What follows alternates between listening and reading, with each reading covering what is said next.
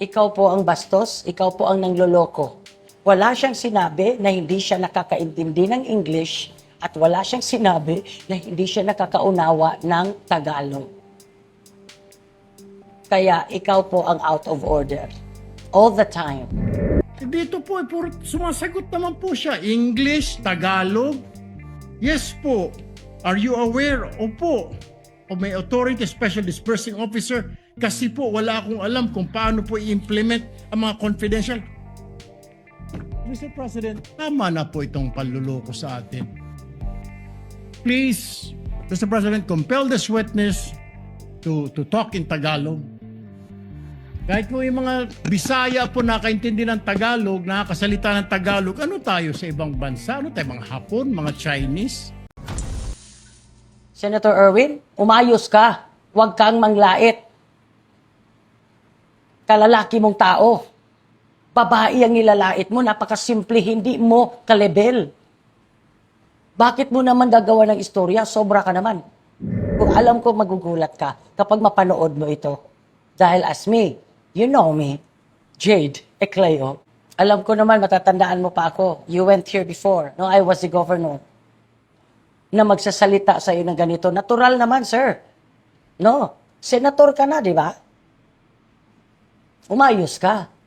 Kasi, hindi na po uso dyan, lalo na ngayon, judge ka. As a senator judge, wag naman yung mga salitang kalye, yung mga ugaling parang barbaric masyado na wala sa lugar. I'm talking about the witness, no? The hostile witness ni Ma'am Gina Acosta.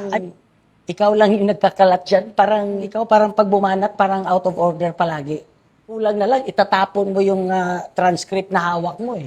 Di ba? Siguro yung mga kasama mo dyan, Senator Erwin, natatakot. Pag tumayo ka parang, ako, sasablay na naman to. Parang ganun. Umayos ka naman sa salita mo, Senator. Parang ginagawa mong kanto ang Senado eh. Parang ikaw lang ang parang kanto boy dyan. Sa totoo lang. You know, you have to accept my message for you in a positive way para ma-improve mo ang sarili mo. Kasi walang makakaprangka sa'yo eh.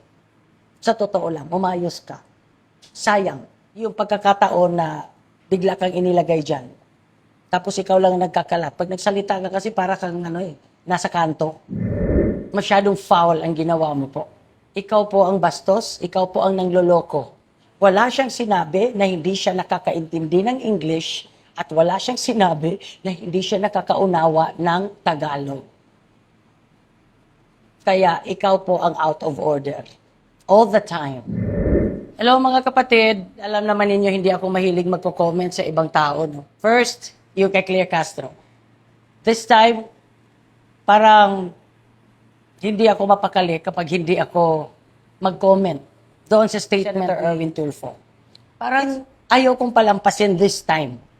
Actually sa daming mga statements ni Erwin Tulfo na mga sablay, sa lahat na nakakakilala sa akin, ayan, kung ka-Jaden ka, may justisya ka. Ang sabi po niya kasi, tama na ang pagluloko, no?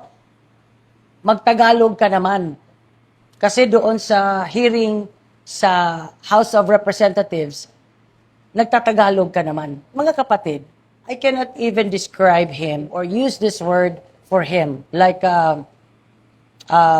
inappropriate, uncalled for, parang masyadong decente for him. No?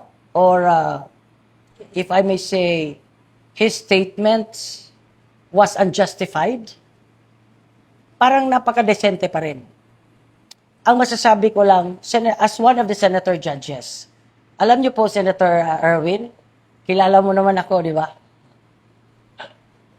Hindi ko po nagustuhan ang sinabi mo. Sinabi mong nanloloko. Saan po siya banda ng lolo ko? Ni Ma'am Gina Acosta. Ang bagay sa iyong itawag, butas na puwet. Sa totoo lang. Kasi kung tumira ka rin sa mga taong para sa iyo ay kailangan tirahin, grabe din, di ba? So para po sa akin, nasasaktan ako bilang isang Bisaya. At kayong mga Tulfo brothers, marunong din kayo magbisaya. So, why would you give that kind of statement? Again, It's not even uncalled for. It's too decent to be used for you. Unjustified, inappropriate, rude, para sa akin, butas na puwet. Ikaw. At ang ginawa mo. Huwag niyo pong sabihin na nangloloko siya. Kasi hindi niya sinabi na hindi siya marunong magtagalog. Wala siyang sinabi na hindi siya marunong umunawa ng Tagalog or English. Ha? In fact, pakinggan po natin ang sinabi ni presiding officer. Ma'am Gina, you prefer warm water? Hindi naman daw po malamig yan, pero baka dahil sa aircon na lang Ano lumamig. lang po, sir, yung maligam-gam. The Senator Cheese was talking to Ma'am Gina in Tagalog. Ang sagot naman ni Ma'am Gina ay Tagalog din, maligam-gam. Kaya siya nagbisaya kasi ang naunang nakipag-usap sa kanyang in Visayan ay yung counsel sa prosecution sa Lagutan. Ako pikon na pikon din ako dyan kay Atty. Legutin. Utin naman yun. Kasi niyayabangan ako dyan kay Atty. Lagutan. Pero na-appreciate ko siya dahil sa care niya kay Ma'am Gina, being a gentleman, di ba? Inaalok niya ng water pa ulit-ulit. Na-appreciate ko naman sa ganon. Hindi naman ako bias eh. Mali. Tama. Bakit po siya nagbisaya? Dahil pinati kasi siya ng una ni Atty. Legutan in Visayan. Ibig sabihin po, hindi siya nangloloko. Nakakaunawa siya ng Tagalog, nakakaunawa siya ng English, but she is just comfortable. Lalo na po, kahit sino naman. Hindi naman porke ninenervyos ka, ay guilty ka. Nakaka-nervyos naman talaga sa... And this kind of people po, tulad po ni Ma'am Acosta, hindi po sanay sa ganyan na ipapublicize ka. Maninervyos ka talaga. Senator Erwin, masyadong out of order yung ginawa mo. Kaya, pagkatapos mong magsabi na nangloloko, dinedma ka ng lahat, hindi ba? Parang wala lang. Wala ngang pumansin sa'yo. No one supported you. Dedma. Parang na-shock lahat. Because your claim was unfounded. Dinedma ka. Kasi hindi nila mag-gets. Parang grandstanding na naman ang ginawa mo. Coelho, blah. This time naman, ganun. Napaka-out of order. So that's why they all ignored you. They were all surprised of your statement. It's because they cannot find it. Because your claim was unfounded. Masyado ka namang butas na puwet. I'm sorry. Ikaw po ang bastos, ikaw po ang nangloloko. Hindi si Ma'am Gina. Masyadong unfair. Dr. Erwin, let me ask you, did she pretend? Ang sabi po niya kasi, haluan.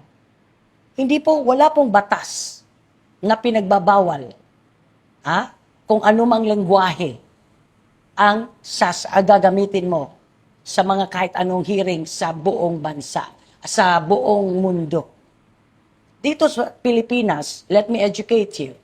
Hindi naman na porque may utak ka, ikaw na pinakamagaling. Sasablay ka na naman. Let me educate you or let me refresh your fuck-up brain. No? Multi-languages ang Pilipinas. Wala sa batas na pinagbabawal na magsalita siya ng Bisaya. Kasi bukod sa nervyos, mas komportable siyang magsalita. Kaya ako na-insulto dalawa. Ayaw na ayaw kong nang lalamang, nang aapak ng kapwa.